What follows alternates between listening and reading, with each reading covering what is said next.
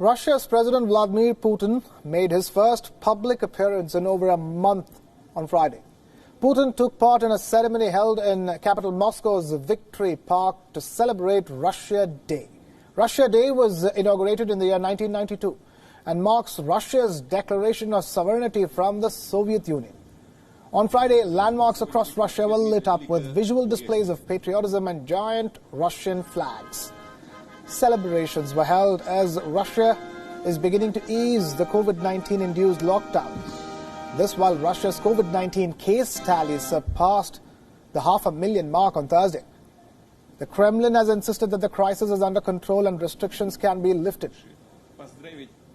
But experts believe that the reasons for the easing of restrictions have political undertones.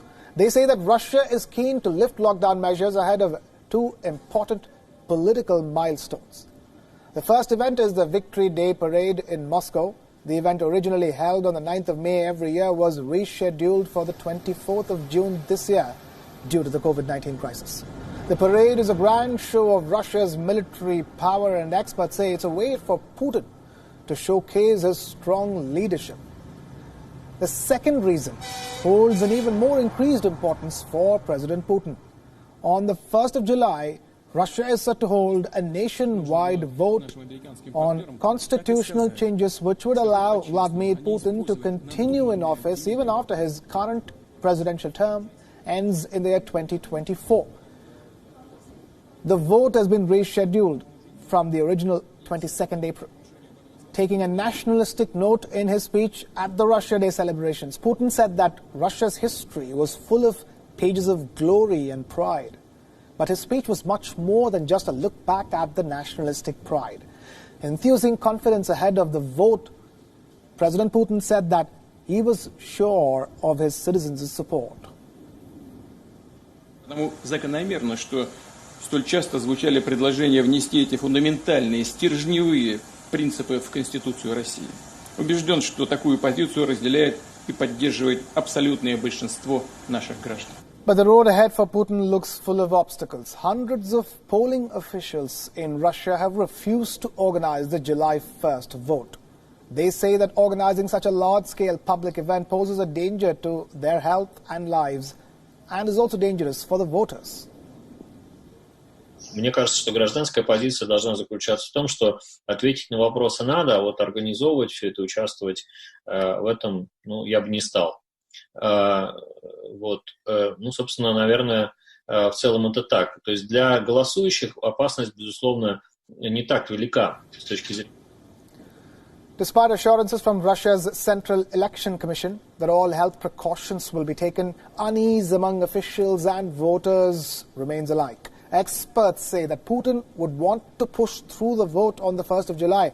He would want to get this done away with before the shortcomings of his administration in the handling of the pandemic come to light and turn into a wave of anti-Putin sentiment. Russia is the third worst affected country in the world with over 500,000 infected cases and more than 8,000 deaths.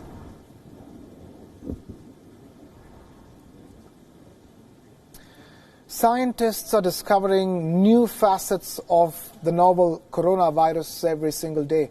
In a recently released study, it's being said that the most dominant route for the spread of COVID-19 is through air.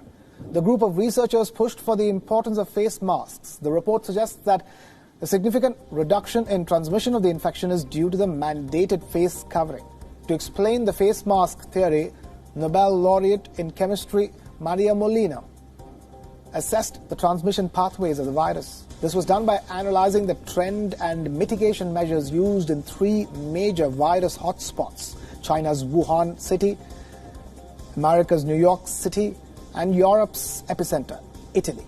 According to researchers, why these three have had very different trajectories is due to the enforcement of mandatory face masks.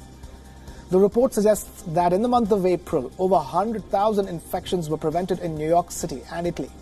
The Nobel Prize winner also expressed concerns that the World Health Organization is only working on measures to prevent contact transmission, which, according to the report, is not the major mode of transmission. It's important to note here that on many occasions, the WHO has completely denied that air was one of the ways for the virus to transmit. The study describes the social distancing norm as insufficient by itself in protecting the people. Their analysis shows that wearing protective face masks in public areas was highly effective in containing the spread of the disease.